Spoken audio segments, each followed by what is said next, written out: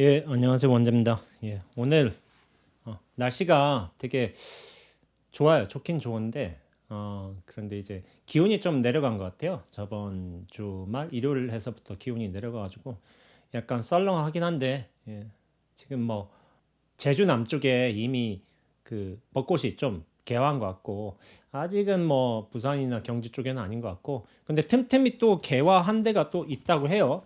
매화를 잘못 봐서인지 이제 뭐 벚꽃인지 잘 모르겠지만은 이제 벚꽃 시즌이 또 돌아올 것 같아요. 그렇게 하고 뭐 사람들 본 나들이 가겠고 지금 이제 꽃샘추위 형태로 이제 조금 추워졌지만은 이제 좋은 것 같아요. 그리고 낮감에도 이제 제가 이제 수도가 있거든요. 수도가 저 서전함에서 이렇게 내려오는데 이제 호스가 있어요. 근데 이제 겨울에 얼어요. 그래서 이제 잠가놨다가 물 다 빼놨다가 나중에 봄에 트는데 며칠 전에 제가 다시 열고서 했는데 물이 잘 안 내려오더라고요. 아직 중간에 이제 엄 부분이 있는 것 같아요. 내려왔다가 끊기고 그러더라고요. 결국에 이제 다시 잠가놓고 물 다시 호수에 뺐는데 좀 한 열흘이나 더 지나서 한번 또 내려보면은 물도 잘 내려오고 이제 좀 그릇도 씻고 하지 않을까. 지금까지는 뭐 그릇 같은 거 있으면은 다 들고 와가지고 저 후원에 가서 씻고서 다시 가져왔거든요. 씻을 수 있는 데가 없어가지고 그렇게 생활을 했는데 아마 조금 있으면은 낮감에도 이제 수돗물이 내려와서 쓸 수 있지 않을까 하고 생각하고 있습니다. 예, 오늘은 제가 또 이 책의 글 이야기 하나를 빌어서 한번 또 수행에 관해서 또 얘기를 해보겠는데 유시아 선생님 좋은지 나쁜지 누가 아는가 이 책 있죠? 이 책의 글 중에 자신을 태우지 않고 빛나는 별은 없다. 236페이지네요. 이 글이 굉장히 좋아가지고 제가 한번 부분적으로 언급하면서 수인과도 굉장히 좀 연관이 된 부분들이 많아요. 그래서 그걸 한번 이야기해 보려고 한번 이번 스토리텔링 한번 해 보도록 하겠습니다. 읽어볼게요. 본문 내용. 작가는 이상적인 집필실을 갖기를 소망한다. 자신만이 독립된 공간에 적당한 빛이 들고 글 쓰는데 필요한 최소한의 도구가 갖춰져 있는 월세와 소음으로부터 해방된 장소가 그것이다. 이따금 찾아오는 손님과 차를 나눌 여유가 있다면 더 바랄 게 없을 것이다. 화초를 심을 뜰이 있거나 산책로 있는 산까지 근처에 있다면 신에게 감사할 일이다. 근데 저는 이 글을 읽고서 집필실이라고 했지만 수행 공간이라고 해도 참 차이가 없을 것 같아요. 왜냐하면 독립된 공간에 적당히 빛이 들고 글 쓰는데 최소한의 도구가 갖춰져 있는 뭐 요즘엔 종이와 펜으로서 잘 쓰지는 않지만 저는 이제 타자로 해서 컴퓨터에 쓰지만은 그리고 월세와 소음으로부터 해방된 장소 이거 낙감이잖아. 저는 그런 생각을 했어요. 이따금 찾아온 손님과 차를 나눌 수 있는 여유 공간 여기서 차도 마시고 이야기도 나누고 화초를 심을 뜰이 있거나 뜰은 있어요. 제가 화초를 안 심어서 그렇지 별로 관심이 없어요. 이제 풀떼기 잘하는 것에 저 풀 잘하는구나. 아 그거 지는구나. 다만 이제 낙감 주변에 잡초들이 좀 돌 틈 사이에서 잡초들이 자라면은 그건 좀 빼줘야 돼. 왜냐면 이게 벌어져요 나중에 돌이. 그래가지고 이건 좀 캐줘야 되고 산까지 있다면 근처에 산책로 있죠. 산책로는 산에는 뭐 지천으로 넘쳐나죠. 여기저기든 가면 산책로지. 그래서 참 신에게 감사한 일이다. 저희는 뭐 부처님께 감사한 일이라고 하겠죠. 이런 이상적인 수행 공간 이 있기 때문에 그래서 지필실 얘기를 했지만 사실 수행자의 수행처라고 봐도 무방하죠. 다음 읽어보자면은 나는 그림까지 그려 붙여놓고 그런 작업실을 꿈꿔왔으며 작가 생활 25년 만에 소원을 이루었다.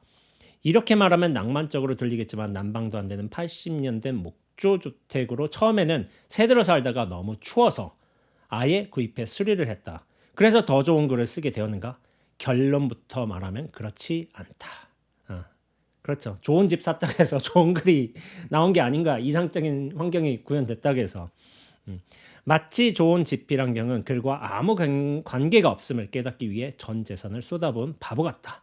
오히려 작업실보다는 시끄러운 카페 한 구석이나 북적이는 기차역 대합실, 원숭이들이 기웃거리는 게스트하우스 베란다에서 더 많은 글을 썼다. 어디서든 글을 쓰는 시간과 공간을 신성한 불가침의 영역으로 만들면 되는 것이다. 라고 이렇게 하셨는데 그래요. 이것도 좀 생각해 볼 여지가 있어요. 수행하는데 이제 어떻게 보면은 수행 뭐 명당터가 있다는 말도 있어요. 수행의 기운이 좋은 땅이라고 해야 될까? 그리고 뭐 이제 뭐 좌청룡 우백호 뭐 그런 말도 있잖아요. 뭐 청룡이 좋으면 공부를 많이 하고 백호가 좋으면은 뭐 살림이 넉넉해진다 뭐 그런 표현도 있고 뭐도 있고 한데 전 잘 몰라요. 근데 어느 정도 제 생각엔 그래요. 명당터 여기가 굉장히 좋아서 공부를 잘한다가 영향도 있을 것 같긴 해. 왜냐하면 사람이란 거는 어떤 토지의 영향, 기운의 영향 그것을 받는 존재이기도 해요. 다만 그게 중심장이 아니라 이거죠. 이것이 부수적인 영향력을 미칠 수 있긴 하지만은 아무리 명당터에 있어도 공부를 안 하면 공부 안 돼요. 마음이 헐떡이면은 공부 안 되는 거야. 그러니까 그 마음이 차분하다면은 온전하게 쉬어져 있다면은 도처가 공부터가 되는 거죠. 공부터. 물론 거기에 플러스 돼서 좋은 터전에 좋은 풍광에 이렇게 눈앞이 활달이 열린 곳이나 저는 개인적으로 확 열린 곳이 좋다고 생각하고 있어요. 갇힌 곳에서는 물론 공부가 안 되는 건 아니겠지만은 열린 곳에서 환히 트인 마음이나 신경으로 공부하는 게 훨씬 낫지 않을까? 자연의 영향을 받아요. 그런 생각을 하고 있고 그러나 이제 마음 자리가 가장 중요하다. 그러면은 마음 자리가 안정돼 있다면은 그 모든 장소를 공부터로 만들어요. 공부터로. 그렇기 때문에 마음이란 것 참 이게 재밌어. 마음 그 자체도 사실 공부터야. 근데 마음을 어떻게 먹느냐에 따라서 이 현상이나 자리 같은 것도 이 현실적인 자리, 공간, 어떤 상황 같은 것도 공부터가 되는 거죠. 그래서 이제 다음 내용을 또 읽어보자면은 미국 작가 거트루트 스타인은 차 안에서 글을 썼고 세 장의 갇힌 새가 왜 노래하는지 나는 아네의 저자 마야 안젤로는 아무도 모르게 호텔 방 하나 잡아서 사전 한 권과 성경책 한 권만 놓고 글쓰기를 시작했다. 터키의 위대한 시인 나짐 하크메트는 작품 대부분을 감옥에서 썼다. 그런 거죠. 감옥에서 이렇게 글을 썼다, 시를 썼다 하시는 것에서 생각난 게 뭐냐면 유시민 씨가 생각이네요. 유시민 선생님. 유시민 선생님이 이 항소 이유서를 아마 썼다는 걸 알고 계시는 분들은 많을 거예요. 제가 알고 있기는 26살 때 서울대학교 이제 경제학과 3학년 재학 시절에 이제 운동을 하다가 제가 그 얘기도 들었는데 어디 방송에서 들었을 거야. 이게 운동을 하는 뭐 그 과정에 뭐 잡혔어. 잡혀가지고 이제 투옥이 됐죠. 투옥이 돼가지고 그때 당시에 이제 폭력행위 등 처벌에 관한 법률을 위반한 혐의로 군사정권 안에서 검찰에 기소당하고 징역 1년 6개월을 선고받은 거예요. 선고받았는데 이에 이제 항소심을 쓴 거죠. 항소. 이 항소심 재판에서 서울형사지방법원 항소 제5부의 항소 이유서를 제출했어요. 근데 이게 이 이유서가 원고지 100장인가 될 거예요. A4 100장인지 아마 원고지 100장인지 잘 기억은 안 나는데 하여튼 굉장히 긴 항소서를 쓴 거예요. 그 항소서 전문이 아마 인터넷 자료 찾아보면 나올 거예요. 나무위키에 이제 유시민 항소서 하면 이렇게 나올 거예요. 항소 이유서 이렇게 하면 찾을 수 있을 것이고 이 항소 이유서를 제출했는데 이 글을 계기로 세상에 널리 이름을 알리게 된 거야. 유시민 선생님이 이 항소 이유서를 감옥에서 14시간 동안 퇴고 없이 한 번에 썼다는 거예요. 근데 이제 당시에 이제 문장이 굉장히 절절하고 화려한 수사로 대중에게 명문으로 평가받았다고 하죠. 그리고 놀란 게 이 항소 이유서를 아주 장문으로 썼잖아요. 14시간에 걸쳐서 퇴고도 없이. 그러니까 판사가 이게 너무 잘 쓴 거야. 서울대생 뭐 경제학과 3학년이지만은 이게 얼마나 잘 썼는지 판사들끼리 서로 돌려서 복사해서 돌려봤다는 거예요. 너무 잘 썼으니까 야, 이 명문이다. 정말 잘 썼다. 이렇게 했다는 거예요. 그래서 제가 방송에서 듣기로는 이거를 퇴고로 할 수 있는 여력이 없었대요. 왜냐하면은 한 번에만 써야 되니까 한 번에. 그러니까 당신께서 이제 감옥에서 할 일이 없잖아. 그러니까 쓸 내용들을 처음부터 끝까지 이미지로 만들고서 계속 반복했던 거야. 여기서 처음부터 그다음 중간 어떤 도입 부분, 전개 부분 이렇게 해가지고 처음부터 끝까지 계속 반복했기 때문에 그거를 한 번에 내렸을 수 있었다고 이제 그렇게 말씀을 들은 것 같아요. 그래서 저도 황새 이유서를 처음부터 끝까지 다 읽지는 않았지만은 한번 쓱 봤어요. 근데 너무 잘 쓰신 거예요. 26살에 난 26살에 이렇게 쓰는 분이 계시는구나. 그러니까 이제 글에 있어서 굉장히 좀 잘 쓰시는 분으로 유명하잖아요. 유명하고 그렇기 때문에 좀 감탄도 했어요. 이거 26살에 지금 이렇게 쓰는 사람이 있을까 할 정도로 그 당시에 굉장히 치열하게, 그리고 어떤 완벽주의적 성향으로 처음부터 끝까지 다시 했다니까, 그 작업을 상상 속으로. 근데 그거를 술술 써내려가기만 한 거니까 한 번의 퇴고도 없이.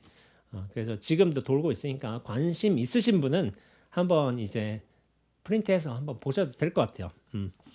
자, 이제 좋은지 나쁜지 누가 한가, 그 다음 내용 보자면은, 영국 작가 조지 버나드 쇼는 창고 같은 작업실을 지어 런던이라고 이름 붙였다. 그래서 사람들이 전화를 하면 자신은 런던에 있기 때문에 만날 수 없다고 말하곤 했다. 작업실 이름을 런던이라고 했대. 그러니까 어디 딴 데 사시나 봐요. 런던 말고 다른 외곽 지역에 사시나 본데, 수도 말고. 그래서 런던에 있다고 못 만난다고 그런 핑계를 댄 거죠. 참 머리가 좋으신 것 같아. 이렇게 하자면은 핑계도 적절한 핑계잖아. 맞는 핑계. 버지니아 울프와 해밍웨이는 나태해지지 않기 위해 주로 서서 글을 썼으며, 레미제라블 작가 빅토르 위고도 나체가 되어 하인에게 옷을 다 밖으로 가져가고 펜과 종이만 남기게 했다. 그렇게 하면 글 쓰는 일 외에는 아무것도 할 수 없기 때문이었다. 정말 쓰고 싶은 것이 있고 몰입할 수 있다면 장소는 상관이 없다. 그렇죠. 창고 안에서도 글을 쓸 수 있고, 카페 안에서 글을 쓸 수도 있고, 옆에서 원숭이들이 막 이제 바나나 껍질 훔쳐먹고 앉거나 이거 먹겠다고, 그런 데서도 글을 쓸 수 있는 거예요. 상관없어요. 그런 차원에서 수행도 똑같아요. 수행하기에 적절한 장소냐 있느냐, 시간이 있느냐. 저는 그렇게 생각하지 않습니다. 제가 가끔 정진을 절에서만 하느냐? 아니요. 저는 어디서도 하냐면은 그냥 쓱 하고 선정에 드는 때가 뭐냐면은 지하철 탈 때도 그래요. 지하철 탈 때도 그렇고, 아니면 버스 탈 때도 비근하고, 그리고 카페 같은 데서 그냥 차 마시잖아요. 차 마시면서 주변이 시끄럽잖아. 시끄럽고 막 사람들 왔다 갔다 하고 있고 막, 그래도 그냥 그 자리에 앉아서 쓱 하고 선정에 들면 돼요. 상관없어요. 시간, 장소. 상관없고, 심지어는 이제 이렇게 뭐 방바닥에 누워서 그냥 천장 보면서 쓱 선정에 들어도 돼요. 저 하늘 보이잖아요. 하늘 보이고 연꽃 등 연등 왔다 갔다 하고 있고, 저걸 쓱 보면서 그냥 선정에 들어도 되는 거예요. 상관이 없어요. 시간, 장소가. 수행할 공간이나 시간이 부족한 게 아닌 거예요. 마음이 헐떡이면은 그 어느 것도 수행 장소가 되지 못하는데, 마음만 편히 고요히 할 수 있다면은 버스도 지하철도 카페도 그냥 맨 밤바닥도 이 땅바닥도 다 수행 장소예요. 수행 장소. 그러니까 수행하겠다는 자신의 의지, 열의가 좀 부족하다고 생각할 수도 있어요. 그러니까 제가 이런 말씀을 드려요. 전 수행할 시간이 없어요. 너무 바빠요. 그런 말씀하시는 분들 많죠. 보통 뭐 일이 많기 때문에, 뭐 직장 생활을 한다든지 뭐 일이 많기 때문에. 근데 제가 이런 말씀을 드려요. 하루에 1시간은 반드시 수행할 시간이 나요. 모든 사람은. 절대로 1시간이 없어서 수행 못한다, 그런 말 할 수 있는 사람 없습니다. 내가 내기만 하면 돼요. 이 뜻이 있느냐, 의지가 있느냐. 직장인이어도 퇴근하잖아요. 퇴근할 때, 퇴근하고서 집에서 샤워하고 나서 1시간 시간 남지 않아요? 그런데 이래저래 좀 핑계거리가 많다 한다면은, 직장 가는데 뭐 공공교통을 뭐 탈 수도 있고, 뭐 지하철 버스 탈 수도 있고, 이래저래 무언가 점심시간이라도 짤막한 10분 20분 또 난단 말이야. 그렇게 영 시간이 없는다 한다면은, 그러면은 이제 10분 20분을 쪼개서 그거를 3개 4개 5개 모아서 1시간 만들 수 있어요. 이거 생각보다 어렵진 않아요. 뜻이 있으면 하게 돼. 제가 학생 때, 제가 종종 하는 얘기지만은, 제가 학생 때 6시간 정진했거든요. 물론 학생이 이 뭐라고 해야 되지? 강의 시간에 수업 들어야죠. 그 외의 시간은 제가 어떤 뜻이 있었냐면, 나머지는 수행 시간으로 만들겠다. 강의 듣는 때도 강의만 듣고 수행 시간으로 6시간을 배분하겠다. 그러면 이제 버스 타는 시간도 정진하는 시간이야. 그때 5만이 반면 말하자면 3만 번 했는데 그럼 뭐 말하자면 갈 때 5천 번 채워. 계속 열심히 채워. 그리고 공강 시간 중간에 또 열심히 또 포행하면서 채워. 아니면 좌복 갖고 빈 강의실 들어가서 앉으면서 또 이제 뭐 다른 식으로 채워. 그렇게 해서 6시간을 모은 거예요. 제가 6시간 모았는데 하려면 할 수 있어. 진짜 목표가 그렇게 세워져 있고 간절히 노력한다면 또 할 수는 있어요. 직장인이어도 사실 하루 1시간 할 수 있어요. 못한다 하면은 제가 볼 때는 좀 핑계거리다. 핑계를 좀 대지 말고 정 그렇게 또 힘들다 한다면 10분씩 6개 모아본다든지 15분 4개 모아본다든지 이렇게 1시간 쭉 채워서 하다 보면은 그게 또 길들여진단 말이에요. 그러면서 좀 더 집중적으로 조금 늘려볼까 하면서 그게 늘어날 수도 있어요. 그러니까 수행은 처음부터 어렵게 하지 말고 좀 1시간부터 해보라. 1시간이 처음 오롯이 1시간 그건 또 좋지 않을 수도 있어요. 그러니까 자기마다 좀 특징이 다른데 이게 수행하기에 집중이 되는 시간하게 한 10분, 20분, 30분 걸리는 사람들이 있어요. 이게 좀 차이는 있어요. 그래서 그 시간이 걸린다면은 그 정도를 하루에 한두 번이라도 꼭 하고 그렇게 하다 보면 또 그게 익어진단 말이에요. 점점 더 짧아지고 그렇기 때문에 그걸 처음 다 모아서 1시간 해보다가 이거 좀 되겠는데 하면은 한 1시간 반으로도 늘려보고 그렇게 연습해 보는 거예요. 시간이 중요하지는 않아요. 근데 이제 이 밀도 있게 그렇게 순간에 딱 집중해서 그 선정의 시간, 고유의 시간을 가지는 텀이 많을수록 사실은 좋아요. 그리고 그걸 계속 익혀가다 보면 거기에 들어가는 시간도 나중엔 짧아져요. 그렇기 때문에 그런 연습을 부단히 하는 게 중요해요. 마지막에 제가 3점슛 연습하는 친구 영상 얘기를 할 텐데 이 친구도 참 비슷해요. 근데 저는 이제 10분 그 얘기를 왜 하냐면은 10분 동안 집중하는 거 그걸 6번 모은다. 사실은 제가 고등학교 때 경험이 그래요. 고등학교 때 사실 고등학생은 공부를 많이 해야 되잖아요. 많이 해야 되는 것이기도 하고 저는 공부를 굉장히 많이 했어요. 그래서 좋은 게 뭐냐면은 공부를 더럽게 많이 했기 때문에 공부에 대한 후회가 없어요. 후회. 결과가 어찌됐든 공부는 죽어라 해봤기 때문에 그래서 제가 사실대로 말하자면은 고3 때 제가 시중에 나온 학습지는 모두 다 풀었어요. 안 푼 학습지가 없었어요. 그러니까 시중에 나온 모든 학습지를 다 풀었다. 이 공부량이 상당해야 되는 거예요. 제가 보통 하루에 16시간에서 18시간 정도 공부했을 거예요. 약간 쉬는 시간까지 다 합쳐서 잠자는 시간 4시간 반 이 정도 됐던 것 같아. 밥 먹는 시간 뭐 이렇게 다 빼고 그래서 엄청나게 공부를 했어요. 그러니까 학습 시간이 많고 양이 많다 보니까 뭐 공부는 잘할 수밖에 없었죠. 잘할 수밖에 없었는데 뭐 이렇게 저렇게 뭐 좀 고생도 하고 했지만은 고3 고등학교 때 그렇게 공부를 질리도록 하다 보니까 이제 좋은 게 이제 공부에 대한 후회가 없는 거야. 질리도록 해봤으니까. 전 저보다 공부 열심히 한 사람 못 봤어요. 고등학교 때는 뭐 그때. 근데 학교에서도 뭐 그렇게 소문은 났었고 그렇기 때문에 그렇지만 제가 그 당시에 공부하던 방법이 어땠냐면은 이제 학습지가 많잖아요. 학습지가 총 6개인가 풀었어요. 뭐 봄봄이나 뭐 A 플러스나 뭐 노스트라다무스 뭐 그런 게 있었어요. 당시에 총력 테스트 뭐 그런 것도 있었고 그럼 다 했는데 이게 너무 많으니까 이걸 풀 시간이 없어. 그럼 어떻게 되냐면은 쉬는 시간 10분을 활용한 거예요. 10분. 10분이면은 딱 이제 교시가 1교시 2교시 사이가 딱 10분 쉬는 시간 있잖아요. 그러면은 10분 동안 어떻게 하냐면은 저는 이런 걸 세운 거예요. 수학 문제는 뭐 5문제, 뭐 사회 문제는 뭐 6문제 해가지고 반드시 이 시간에 수학 문제 5개 풀고 그 과정을 다 이제 도출 과정 같은 것도 정답과 비교해서 한번 살펴본다. 이렇게 한다든지 사회 문제 같은 경우도 6개, 7개 딱 정해놓는 거야. 정해놓고서 땡 하자마자 쉬는 시간 시작하자마자 그걸 푼 거예요. 6개, 7개를. 풀고서 나중에 어떻게 하냐면 그 10분간 최대한 집중해서 해석을 다 외워버렸어요. 6개, 7개에 해당하는 걸. 사회, 뭐 역사 이런 거 있잖아요. 그런 것들을 전부 다 외운다는 신경으로 그 10분에 엄청나게 집중한 거예요. 그런데 그 10분이 여러 개 쌓이다 보면 그 학습량이 엄청나요. 그거 매일 한다고 해봐요.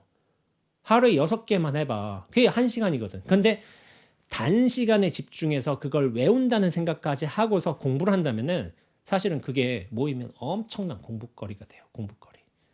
그래서 저는 그렇게 공부를 했어요. 그래서 저는 쉬는 시간에 고3 때만 해도 쉬는 시간 한 8번이 있다면 한두 번은 쉬었어요. 화장실 가야 되니까.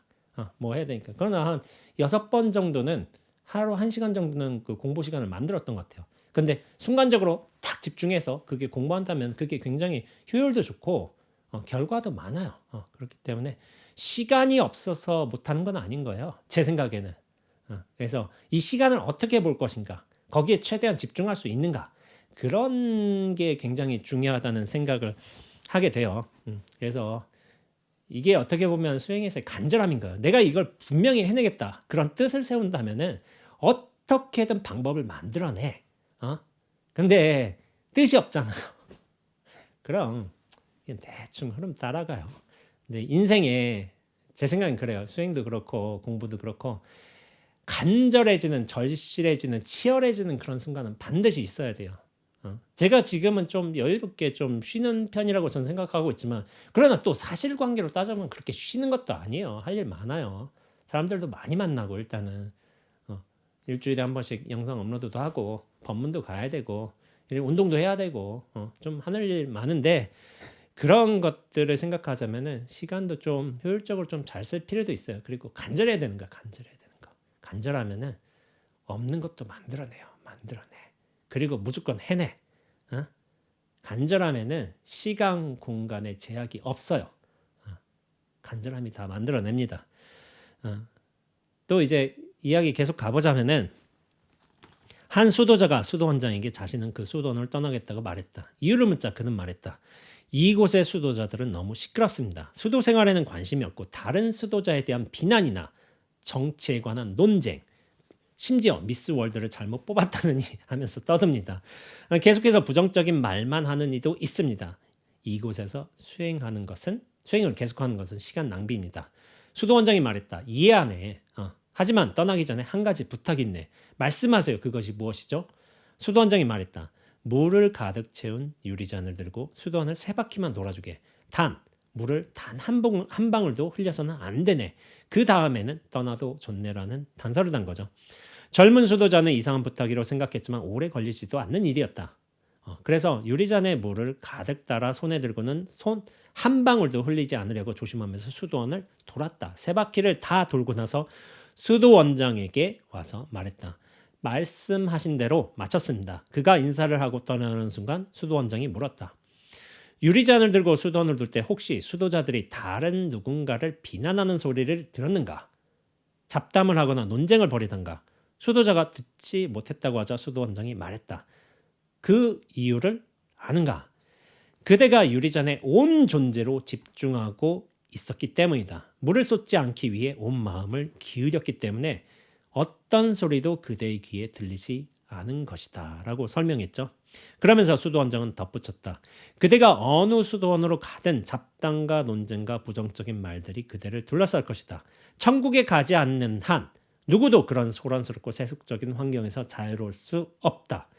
그럴 때 자신이 들고 있는 유리잔의 물에 집중해야 된다. 그대가 최우선으로 여기는 것, 그대의 수행과 성장에. 그러면 어떤 것도 그대를 방해하지 못할 것이다. 이제 작가가 아니라 이제 수도자 얘기가 나온 거죠. 뭐 이게 보면서 저 그런 생각했어요. 선호하고 똑같네.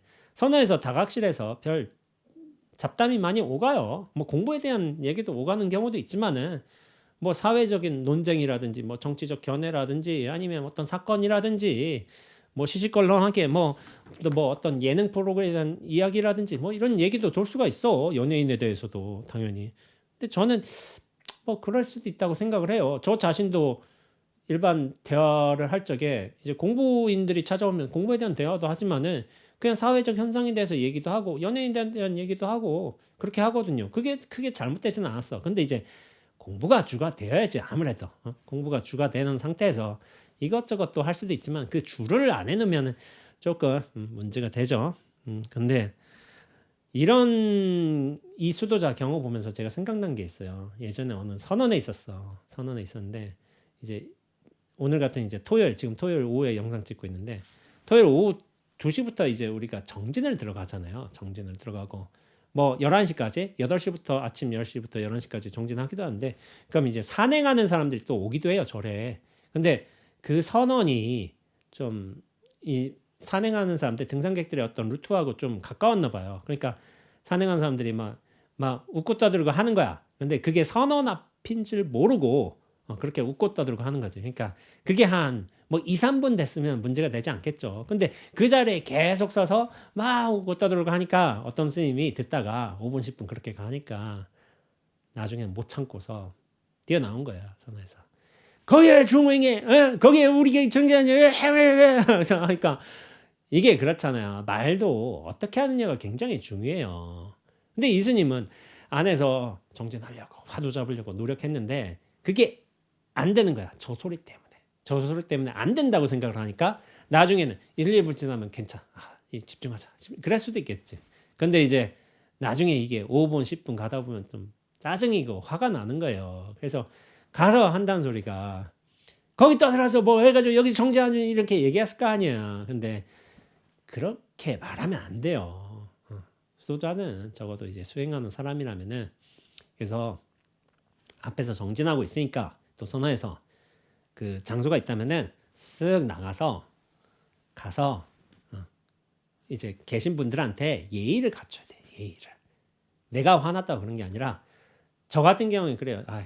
여기 다 먼저 인사드리고 사실 여기가 이제 선원들 정진한 스님들 정진하는 선원 앞입니다. 그래서 여기서 좀 조용히 해주시면 좋겠습니다라고 이렇게 얘기한다면은 그 말을 왜 못 알아들어요? 사람들이 스님 죄송합니다 하고서 자리를 피해요. 그런데 대번 그 가지도 않고 먼 데서 거기 조용히 안 해. 여기 정진한 곳인데 이렇게 얘기하면 삿대질하면은 사람 기분 나쁜단 말이야. 그러니까 이 방식이란 것도 굉장히 중요한 거예요. 자기 여유가 없기 때문에 그런 식으로 반응하는 것이긴 한데 그런 경우도 있어요. 근데 이제 이 이야기와 더불어 보자면 그런 거죠. 이 스님 같은 경우에는 자기 공부에 몰입이 안 되기 때문에 몰입이 안 되었기 때문에 바깥 대상 소리 어떤 평가에 그렇게 넘어간 거예요. 어떤 의미에서 자기 공부 잘했어 봐. 저 소리가 소음으로 들리지 않아요. 사람들 두런두런하고 막 이제 웃고 하잖아. 그게 법으로 들릴 수도 있어요. 법으로 하하하 하고 웃잖아. 그게 법으로도 들릴 수 있다니까. 자기 마음자리가 편안하다면은. 왜냐하면 소리로 드러났으니까. 드러남의 뜻이 있어요. 내용물의 뜻이 있는 게 아니라 인연 경계에 따라 쓱 드러났으니까. 그 드러남으로 갈 수 있어요. 근데 이제 거기에 대한 평가와 생각은 2차 화살이요. 1차 화살 같은 거는 뭐냐면은 소리로 쓱 들린 거예요. 1차 화살은 아무런 문제가 없어요. 이건 막을 수도 없고 제어할 수도 없어요. 근데 그 자체가 사실은 진리로서의 드러남인 거야. 근데 2차 화살은 뭐냐면 거기에 대한 나의 생각, 평가예요. 평가. 그 평가 때문에 괴로운 거야. 저건 소음이다. 저건 내 공부를 방해한다. 선호에 대한 존경심이 없다. 이 평가라니까.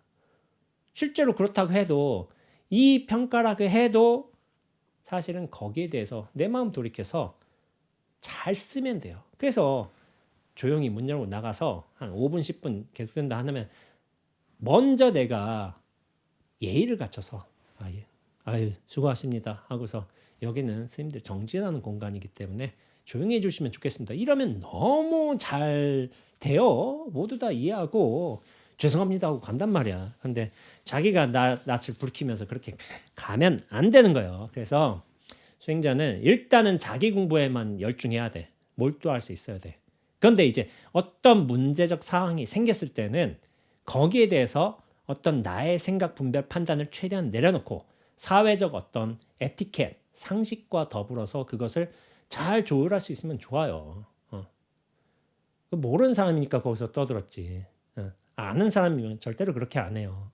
그러니까 그것을 최대한 이해하고서 가는 게 좋습니다.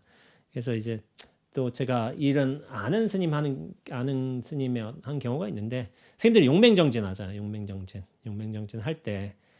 근데 이제 원래 용맹정진의 특징이 뭐냐면은 보통의 일반 정진 같은 데는 우리가 50분 정진하고 10분 쉰단 말이에요. 50분 정도 10분 쉬고. 근데 용맹정진 같은 경우에는 그 정진 시간이 16시간 정도 되잖아요. 그러니까 50분하고 10분 쉬는 게 아니라 45분 정진하고 한 15분 쉬는 경우가 있어요. 쉰다기보다는 경행을 하는 거죠. 화장실도 가고. 왜냐면 움직이는 수행을 좀 더 많이 해야 돼. 자는 시간이 없으니까. 깨어있기 위해서. 근데 이런 경우가 있어요. 어떤 용맹정진 갔다면 그게 너무 힘들어. 힘들다 보니까 그 15분 기간에 시간에 방에 가서 약간 눕고 쉬고 하는 스님들도 있어요. 어떤 의미에서. 그런 스님들이 있을 수도 있어. 너무 힘들다 보니까. 근데 이제 제가 아는 어떤 구참 스님이 그런 거야. 어른 스님이. 원칙상은 그렇게 쉬면 안 되죠. 방에서 누우면서 용맹정지인데. 그러나 우리가 이 육체의 고단함에 들어갈 수밖에 없어요. 그렇게 하루 16시간 정진하면 그럴 수밖에 없지. 근데 그게 마음에 안 드는 거야. 그러니까 하루는 이제 스님들 모아놓고서 15분 시간에 이제 가서 이제 쉬는 스님들이 있다. 눕는 스님들이 있다. 그러지 말라라고 한 거야. 근데 이게 문제가 생겼어요. 왜 그러냐면은 스님들이 반발한 거예요. 왜 이렇게 쉬는 시간까지 그렇게 방해를 하느냐? 좀 쉴 수도 있는 것이지. 그러니까 반발심이 들어서 그렇게 이렇게 얘기를 했어. 그리고 이제 다투는 일이 벌어졌어요. 근데 이것도 사람마다 다른 거예요. 내가 정말로 모범적으로 살고 대중을 위하는 마음이 있고, 그렇다면은 그러한 조언을 하더라도 그게 대중들에게 굉장히 좀 뭐랄까 공감력 있는 설득력 있는 말로 들어갈 수가 있어요. 근데 문제는 뭐냐면은 시비에만 집착한 경우예요. 물론 15분 동안 정진하면서 그 수행의 시간을 이어가는 게 맞죠. 그러나 육체적 어떤 한계 때문에 그렇게 좀 쉬고 싶은 생각이 들 사람도 있단 말이야. 시비로 들어가자면 원래 이렇게 사는 게 맞아. 당연히 포행 정진만 해야 돼. 화장실만 갔다 오고 계속 정진을 이어가야 돼. 그렇게 맞지만은 그 스님께서 옳은 소리를 하셨지만은 옳은 것이 그 모든 설득과 감화의 중요한 요소가 되는 게 아닌 거예요. 그 사람의 삶, 어떤 사람을 대하는 태도, 어떤 인간관계의 문제, 그런 것들이 설득과 감화에 굉장히 큰 영향을 미치게 돼요. 말이 옳냐 그르냐 그것만이 중요한 게 아닌 거예요. 그러니까 그 외적인 여러 요소들, 어떤 인간성, 덕성 그런 것들이 갖춰져 있을 적에 그 주장도 굉장히 설득력이 있는 거예요. 그러니까 그 스님 입장에서는 말씀은 맞았지. 그러나 그것이 사람들에게 설득은 되지 않아요.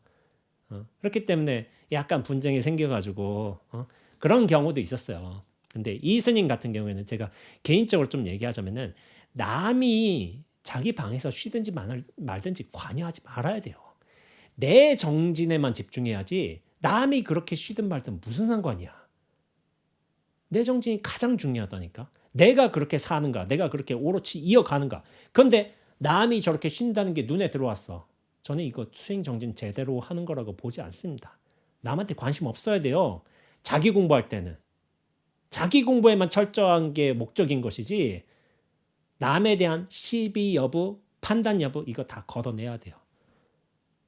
그렇게 공부해야 돼.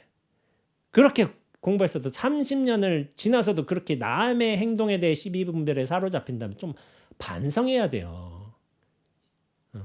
자기 공부에만 철저해야 된다고 그렇게 매일같이 다짐해야 되는 것이지 남의 공부 여부가 쉬는 여부가 왜 내 공부에 영향을 미치는데 그거 애초부터 관계없다니까요. 그러니까 남 일에 잘못된 거를 끄집어서 내 일로 만드는 거야. 그건 바보 같은 짓이야. 바보 같은 짓. 30년 넘는 수행자가 남의 시비를 빌어서 나한테 문제를 삼는다면은 그거 좀 반성 많이 해야 돼요. 반성. 이건 수행자 아닙니다. 수행자의 삶의 모습도 아니고 성품도 아니고. 그래서 자기 공부에만 철저한다면은 아까 전에 물 한 컵 이렇게 쏟아지지 않으려고 그렇게 집중한다면은 남의 시비 여부, 온갖 잡스러운 얘기 그런 거 안 들어옵니다. 안 들어와요. 그러니까 내 공부에만 집중해야 돼. 그렇게 철저하게 해야 돼요. 어떻게 보면 철저하게 하지 못했기 때문에 30년간 수행한 거예요. 엄밀하게, 진짜 엄격하게, 냉정하게 말하자면 정말 자기에게 돌아와서 자기 공부에만 충실하고 여기에 철저했다면은 제가 주장하잖아요. 많은 큰 스님들, 어른 스님들이 그랬고 10년 내에 끝나요. 분명히 끝나요. 10년 내에. 이거 10년 이상 가지 않아요. 정말 내 공부로 헌신해서 몰두했다면 10년 지나서까지 그렇게 해야 될 일이 없어요. 10년 내에 결판 난다니까. 근데 그 결판이 안 나면은 30년 지나서도 남의 시비 여부를 계속 따지는 거야. 어리석은 거예요, 어리석은 거. 철저하지 못한 거고. 그래서 다음 얘기를 하자면은 책 얘기.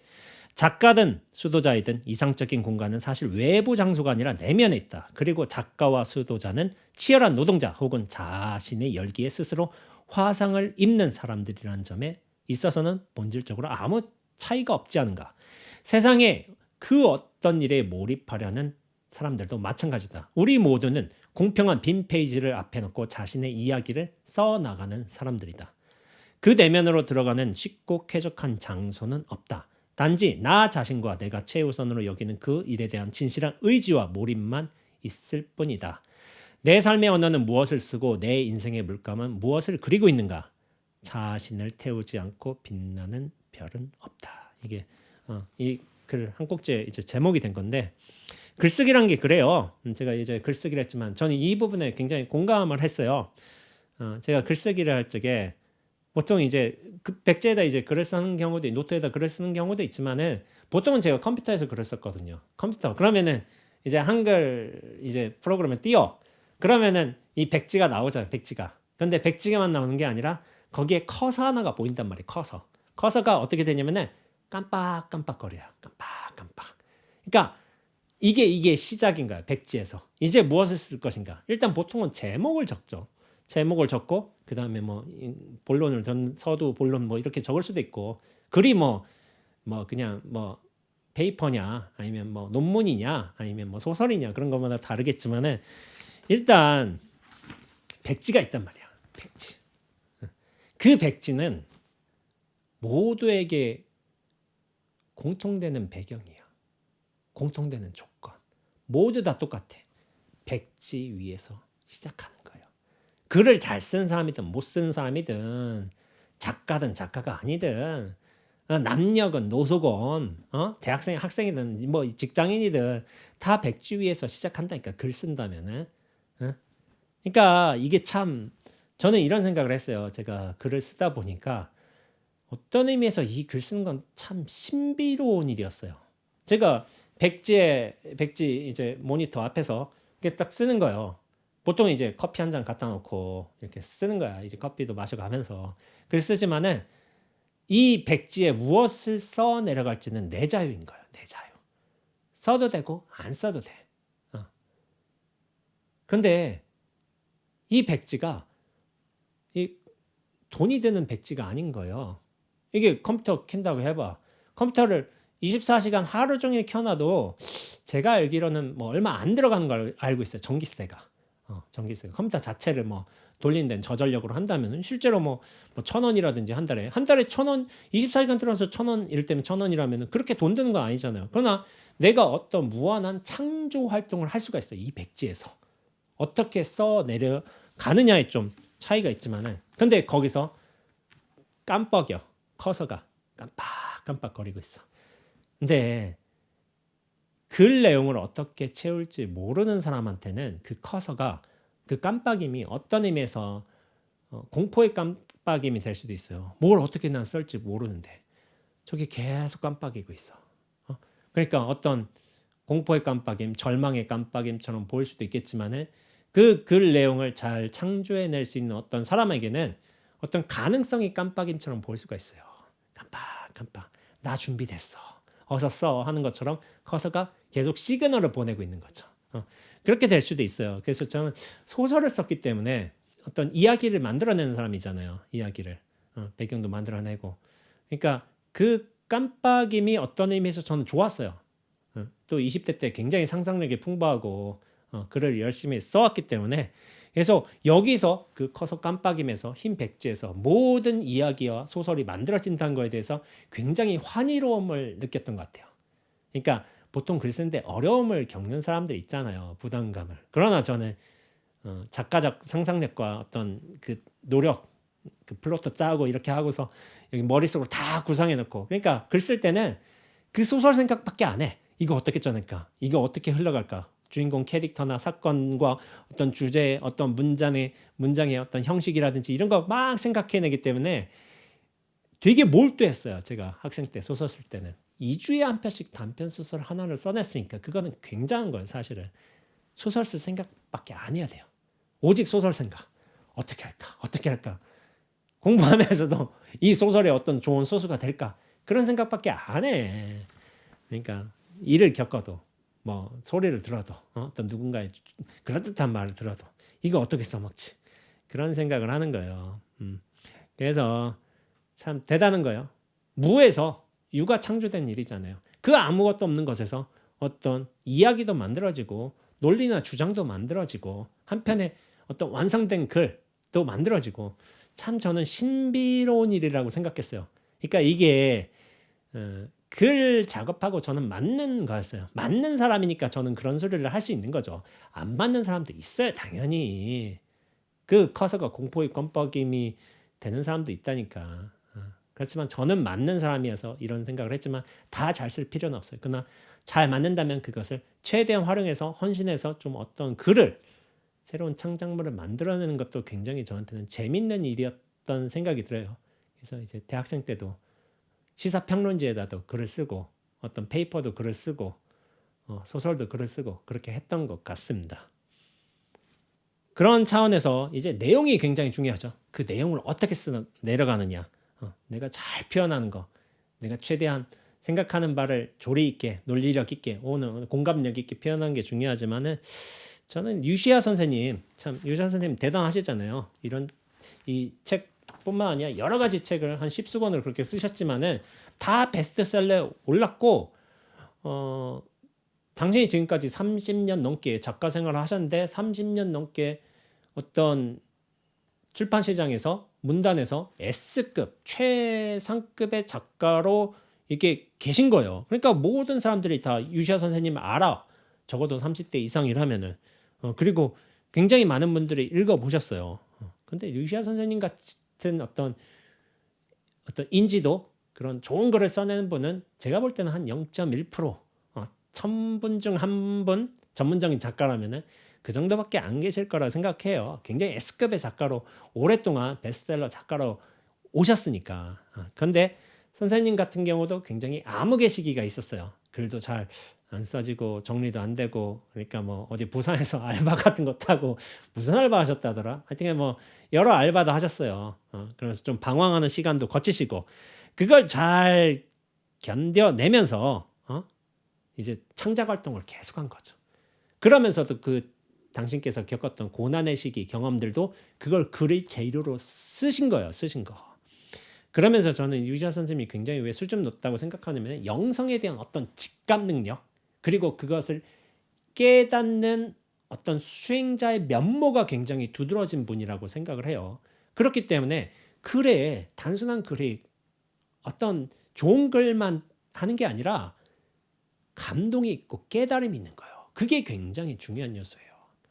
명문은 많지. 그러나 자신의 의식이나 어떤 생각의 패턴이나 그것을 확 뒤집고서 하나로 딱 정리하게끔 글을 쓰는 분은 별로 없어요. 근데 현실적인 경험, 자신의 어떤 진실한 경험과 이렇게 잘 조우되어서 그렇게 글 쓰는 분은 없는데 유지아 선생님은 그런 거를 굉장히 잘 쓰시는 분이에요. 잘 쓰시는 분. 그렇게 유지아 선생님께서는 글에 어떤 감동 깊이도 있고 그리고 직접적인 경험의 요소 또 전 세계적으로 수많은 사람들의 어떤 사례도 이렇게 잘 끌어오시고 그러면서도 또 중요한 게 뭐냐면은 이거 되게 중요해요. 근면성실. 근면하고 성실해야 돼요. 그냥 글 쓰고 싶을 때 쓰고 안 쓰고 싶을 때 안 쓴다. 이거 작가적 태도 아니에요. 왜냐하면은 제가 아는 유시아 선생님은 1년에 3달 정도는 쉬시고 9달 정도는 새벽에 아침에 일어나서 글을 쓰신다고 알고 있어요. 한 편을 꼭 쓰신다. 이거 굉장히 중요해요. 작가에 있어서는. 근면 성실해야 돼요. 무조건 하루에 한 편씩 글을 써야 돼. 그냥 영감이 나서 쓰고 영감이 안 나서 안 쓰고 이거 아니라니까요. 근면 성실하면은 이게 끊임없이 자기 창작 활동을 하기 위해서 번뇌를 하게 되고 고민도 하게 되고 하지만 그 가다듬고 치열하게 노력하는 과정이 있어야지만 이게 글로 나오게 돼 있어요. 그리고 이게 나중에는 익숙해지는 거예요. 익숙해질 때도 있고 안 될 수도 있겠죠. 그래도 꾸준히 써야 돼. 이게 30년간 베스트셀러 작가로 남을 수 있는 이유가 되는 거예요. 근원의 이유. 근면성실해야 돼요. 수자도 마찬가지예요. 수행자도 근면성실해야 돼요. 오늘은 무슨 일이 있기 때문에 하지 못하고 그런 핑계를 만들면 안 돼.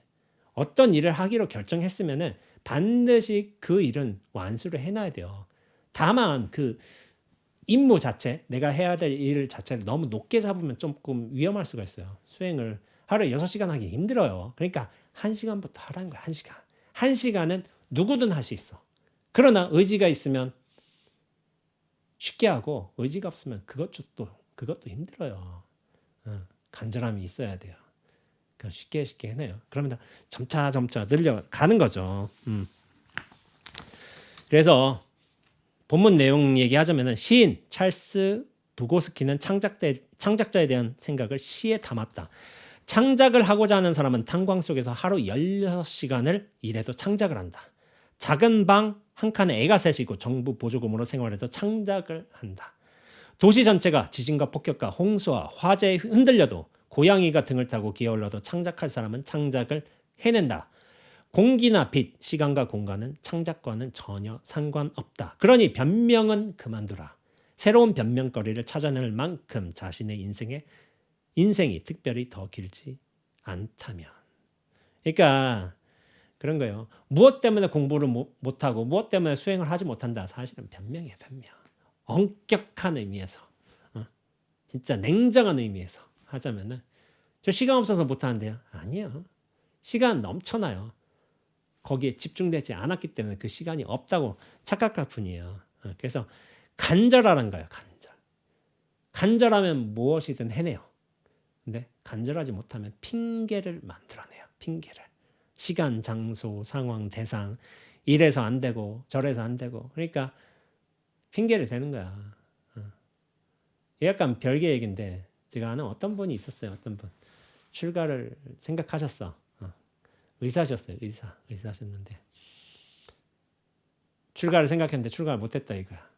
뭐 가족 상황이 있겠고 내가 또 출가를 하면은 내 병원에 이 간호사들 어떻게 하냐고 그런 말씀하신 거야. 출가 상담을 하셨는데 예전에 그래서 출가 못하시겠구나. 부모님 나머지 형제들도 계시고 잘 사시다가 이제 돌아가시면 돼요. 부모님 노모라고 해도 간호사들 이직하면 돼요. 아이 뭐 간호사야 뭐 여기 가서 저기 가서 뭐 하는 거지. 내가 이거 출가한다고 내 병원 없어진다고 그 간호사들 걱정할 바가 못 돼요. 간호사 이직이 제일 쉬운 직종 중에 하나요. 근데 이유를 대는 거지. 내가 출가 못할 이유를 그 변명거리를 대는 거예요. 출가 못하죠. 그런 분은 지금도 출가 안 하셨어요. 안 하셨고 계속 의사생활 하고 계세요. 뭐 병원을 하나 더 낼까 이런 생각을 하세요. 그런 생각도 하셨는데 그쵸. 제가 그래서 늘상 드리는 말씀이지만은 해내면은 이유가 없어요. 특별한 이유가. 그러나 해내지 못하면은 여러 이유들이 쏟아져 나와요. 해내면은 이유가 없다. Just do it. Just make it happen. 뭐 이렇게 되는 거예요. 그런데 해내지 못한 데는 여러 이유들이 끊임없이 양산이 돼요. 되게 번잡스러워지는 일인 거예요. 해내면 분명 단순한 일인데 해내지 못하면 굉장히 복잡해져요. 그래서 이상적인 작업 환경을 기다리는 사람은 아무것도 탄생시키지 못할 것이다. 지금도 이 글을 지금 이 글도 나는 수십 명이 오르내리는 동네 빵집의 2층 테이블, 내가 사는 세상의 작은 모퉁이에서 쓰고 있는 중이다. 그 사이에 두 사람이 와서 아는 체를 했지만 나는 내가 아닌 것처럼 하고 유시아는 지금 인도에 있다고 알려주었다라고 한 거예요. 그러니까 2층 빵집에서 글을 쓰신다는 거예요. 당신 작업실이 있으시지만 아마 지금 제주도에서 계실 거예요. 지금 현재 계신지 모르겠지만 제주도에서 터를 잡으시고 거기서 지내시는데 빵집에 가서도 글을 쓰실 수 있는 거죠. 그러나 유시아 선생님이 워낙 용모가 특별하시니까 그러니까 알아보는 거예요. 사람들이 유시아 선생님 선글라스 끼시고 다니시고 장발머리를 하실 있을 테니까 그래서 알아보는 거죠. 그래서 유자 선생님의 어떤 동네 빵집도 그렇지만은 수행은 어디서 하냐면은 수행은 어디서 할까요?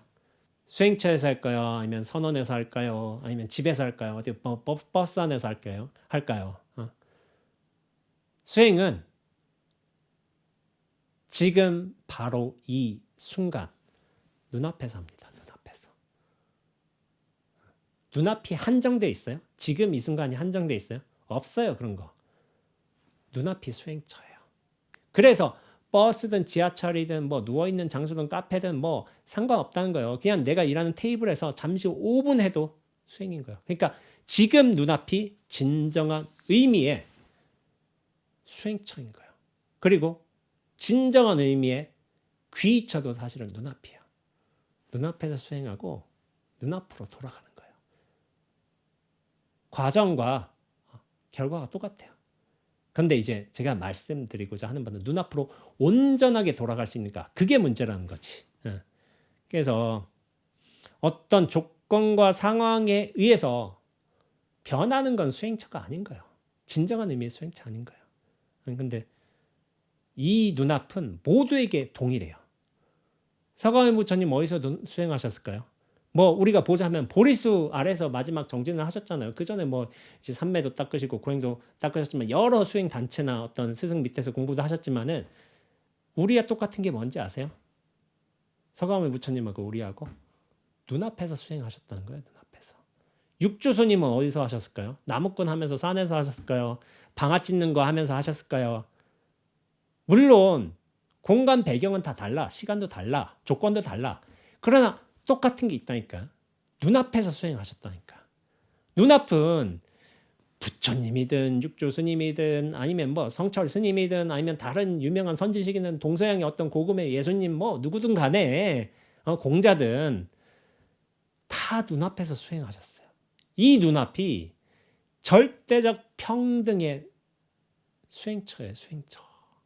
여기를 벗어난 적이 없어요. 모두에게 동일하게 주어진 수행 공간이고. 이걸 작가식으로 보자면 작가는 모두에게 똑같게 백지가 주어졌어. 이 백지가 공통적인 거야. 그러나 이 백지를 어떤 마음으로 대하느냐, 간절함으로 대하느냐, 그건 차이가 있는 거예요. 어떤 식으로 정진하느냐, 근면 성실하느냐, 자신에게 집중하느냐, 바깥 누가 뭐 정진을 하든지 말든지 쉬든지 말든지 나한테 집중하냐, 그런 차이들은 무수하게 벌어져 있어. 그러나 눈앞이란 수행처는 똑같다니까요. 이 똑같다는데 집중을 해야 돼요. 내용물에 따라가지 말고 상황, 조건, 대상 이런 거 따라가지 말고. 그래서 나는 왜 그 모든 성현들께서 눈앞이라는 조건이 똑같이 주어졌는데 나는 왜 수행하지 못하는가? 그걸 철저하게 좀 분석할 줄도 알아야 돼요. 그래야 수행자인가, 수행자. 서가모니 부처님이니까, 육조스님이니까, 뭐 다른 뭐 고귀한 수행자니까 전생에 열심히 했나 보지, 정생에 공덕이 있나 보지. 그런 얘기하지 말고 똑같은 걸 찾아보라니까, 똑같은 거를. 그러면서 하지 못한다면은 그 이유를 나에게서 찾아보는 거야. 나에게서. 내가 무엇이 부족했던가. 그걸 찾아봐야 됩니다. 그래서 그런 차원에서 제가 마지막 영상 한번 소개시켜 드려볼게요. 제가 금년에 유튜브 보면서 굉장히 감동적인 영상 하나가 있었어요. 이거 보고 굉장히 감동받았어요. 올해 본 영상 중에서 제일 감동받아서 사실 약간 눈물이 났어요. 눈물이. 그래서 이 영상을 보면은 보시지 않더라도 꼭 이건 보셨으면 좋겠어요. 일반 어떤 김벌레님이란 분이 만든 영상인데 제목이 뭐냐면 160cm 정대만 3점 슛 변화 과정. 그러니까 3점 슛 연습하는 거를 농구에서 이거를 이제 영상으로 제작한 거야.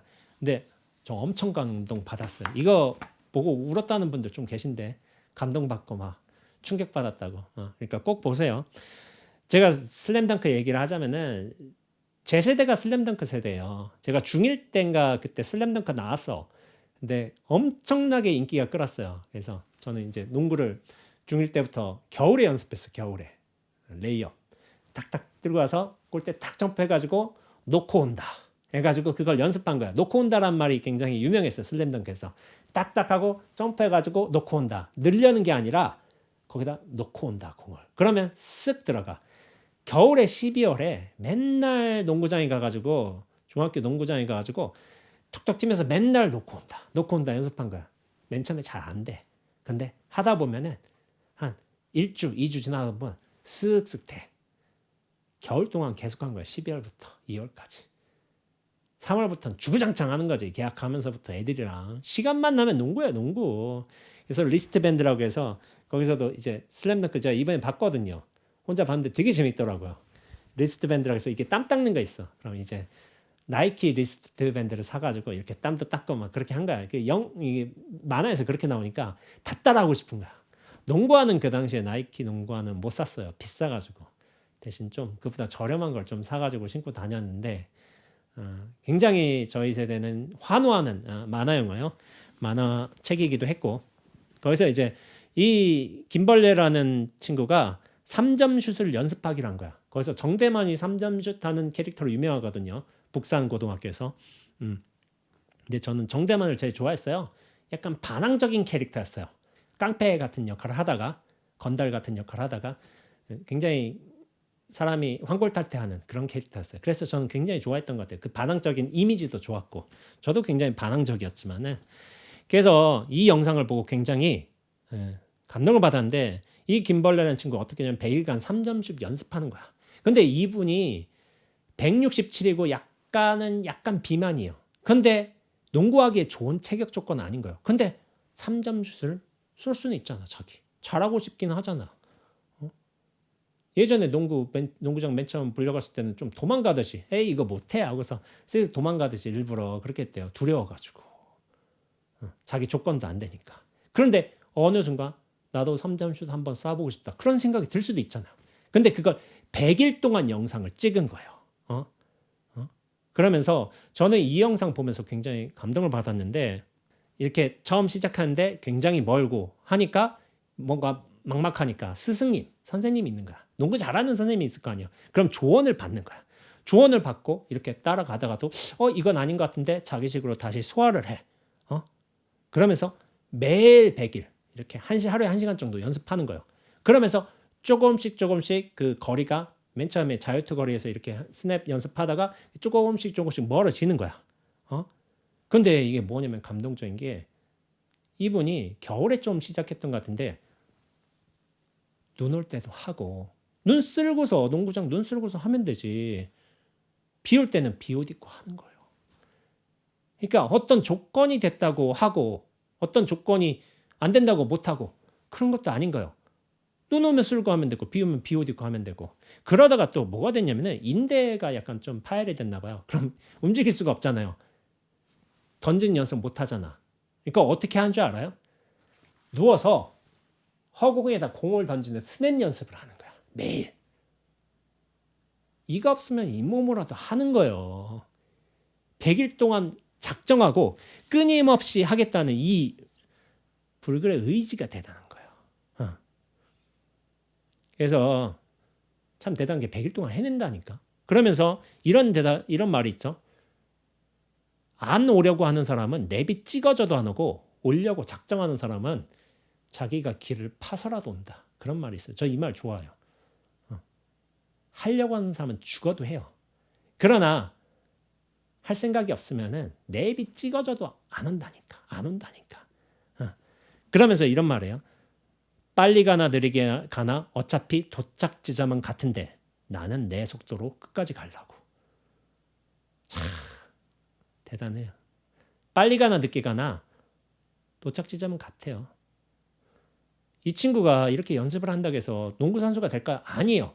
그러나 3점 슛을 해보고 싶을 수는 있잖아. 나도 먼 거리에서 3점 슛 한번 제대로 해서 탁 들어가고 싶다.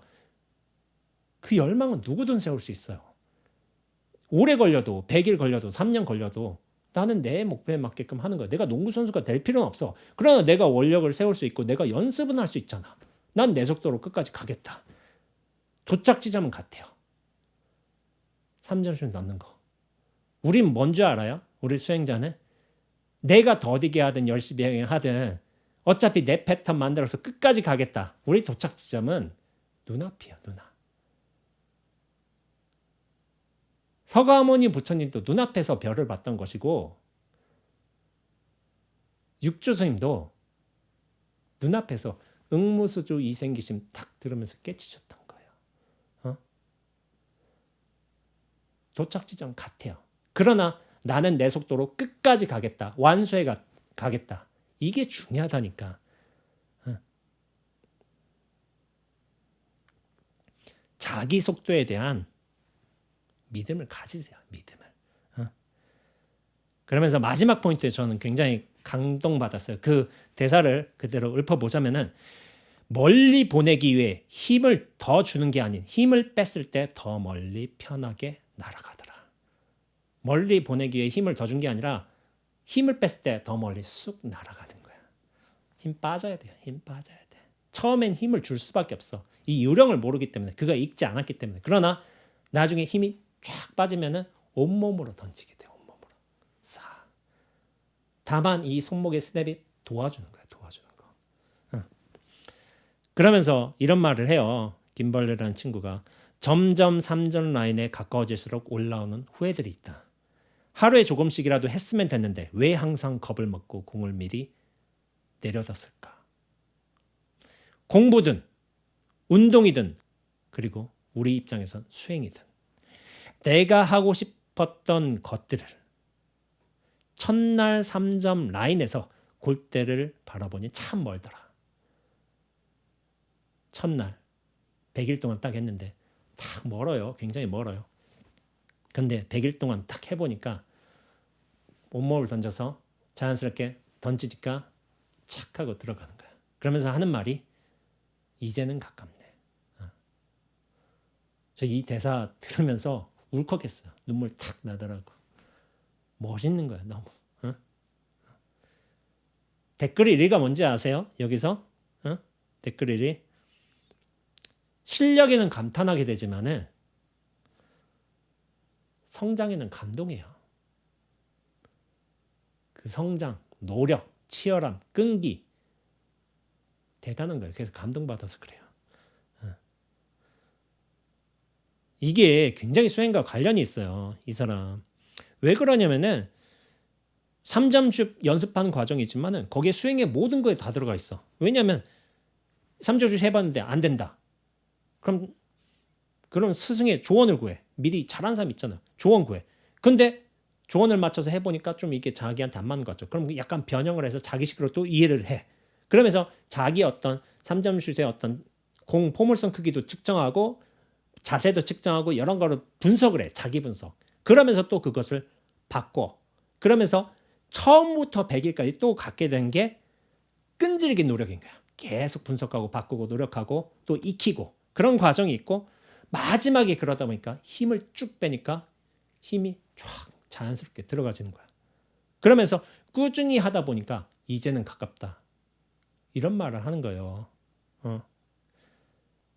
제가 말씀드릴게요. 눈앞은 거리가 없어요. 거리가 없는데 나 안에 갇혀 있고 내 생각에 갇혀 있으면 이 거리가 엄청나게 멀게 느껴져. 나란 존재. 그러나 나란 존재를 쉬고 자연스럽게 이 전체로 딱 내맡길 수 있으면은 힘이 쫙 빠지면서 이 친구의 마지막 말처럼 3점슛 거리가 엄청 가까워져요. 그게 진리예요, 진리. 그런데 그냥 된 게 아닌 거야. 꾸준히 노력하고 연습하고 분석하고 어떤 스승의 자문을 구하고 자기식으로 또 체화하고 그런 걸 계속 반복하다 보니까 이런 성장을 하게 된 거예요. 눈앞은 애초엔 거리가 없지만 자기 감옥으로부터 자기 생각으로부터 빠져나오면서 그리고 자기 연습을 하면서부터 거리가 엄청 가까워진 거야. 그러니까 이런 발전해가는 모습에 감동을 받는 거죠. 감동을. 그래서 제가 눈물 찔끔 났던 거예요. 그렇기 때문에 이 친구가 이 친구가 농구 열심히 한다고 해서 커리처럼 실력자가 될까요? 그런 일 없어요. 그러나 자기 목표한 만큼 자기 성장을 이뤄낼 수 있잖아. 우리가 모두가 선지식 조사 스님 대단한 성인이 될 필요는 없어요. 그러나 내 삶의 주체자로서 내 눈앞으로서 분명하게 살아갈 수 있잖아. 그런 노력은 할 수 있어요. 내가 굉장한 사람이 될 필요는 없다 하더라도 그런 노력에 원력은 세우고 내 연습을 꾸준히 할 수는 있단 말이야. 저는 그걸 말하고자 하며 내가 위대한 영성 지도자가 돼야 돼요. 그럴 필요 없어요. 그러나 자기 삶에 분명하고 내 주체자로서 설 수 있다면은 나란 감옥에서 벗어나서 이 눈앞은 분명하게 펼쳐지고 있어요. 눈앞으로서 이렇게 말하고 있는 것이고 눈앞으로 모든 생각, 말들 다 펼쳐지고 있는 거예요. 이게 눈앞이라는 본래의 자유를 말하고 있는 겁니다. 일반인도 자기 농구 슛 연습하는 걸 통해서 이런 깨달음을 얻어요. 이 깨달음이 선언에서 얻는 게 아닌 거예요. 내 삶에 정말 집중하고 분석하고 이런 수행자의 태도인 거예요. 이게 수행자의 태도. 선언만이 수행 공간이 아니고 불교만이 유일한 진리를 얻을 수 있는 창구가 아닌 거예요. 다 이렇게 자기식대로 진리를 구현하고 있어. 그러나 그것에 얼마나 철저해지고 얼마나 노력할 수 있는가? 그건 사람마다 달라요. 자기 자신으로 돌아와야 돼요. 자기 자신으로. 대상, 상황 그런 거 돌아오지 말고 내 정말 간절함을 봐야 돼요. 수행 제가 거듭거듭 얘기하지만은 이 수행은 누가 해내느냐? 이 깨달음 누가 얻느냐? 예, 간절한 사람이 해냅니다. 상관없어요. 세속인이든 절집에서 수행하는 사람이든 남자든 여자든 과거의 사람이든 미래 사람이든 간절한 사람은 반드시 해내요. 제가 이 친구 영상 보면서 감동했던 게 그 간절함 때문이에요. 간절함. 이 간절함은 감동을 일으켜줘요. 이 간절함이야. 끊이지 않는 거. 노력하는 거. 이 철저한 거.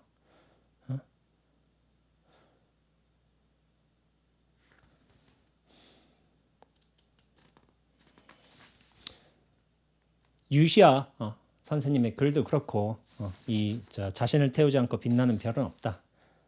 또 그렇고 이 내용 여러 수도자들도 있고 작가도 있고 하지만은 자기 간절함으로 결국 자신의 삶을 완성하는 겁니다. 이 간절함이란 어떤 근원 정말 잘 살펴보고 자기가 그 간절함에 맞게끔 얼마나 근면성실하게 노력할 수 있는가, 분석할 수 있는가, 스승의 자문을 구할 수 있는가, 자기 스스로 체할 수 있는가 이런 걸 정말 철저히 해야 돼요. 철저히 해야 된다고 생각하고 있고 제가 이런 유튜브 영상을 제작하지만은 이 3점 슛을 연습하는 이 김벌레라는 친구의 영상 굉장히 감동적이니까 꼭 한번 보셨으면 좋겠습니다. 예. 오늘 영상은 이걸로 마무리하도록 하겠습니다. 예, 주말 잘 보내시고요. 다음 영상 때 또 뵙도록 하겠습니다. 예, 수고하셨습니다.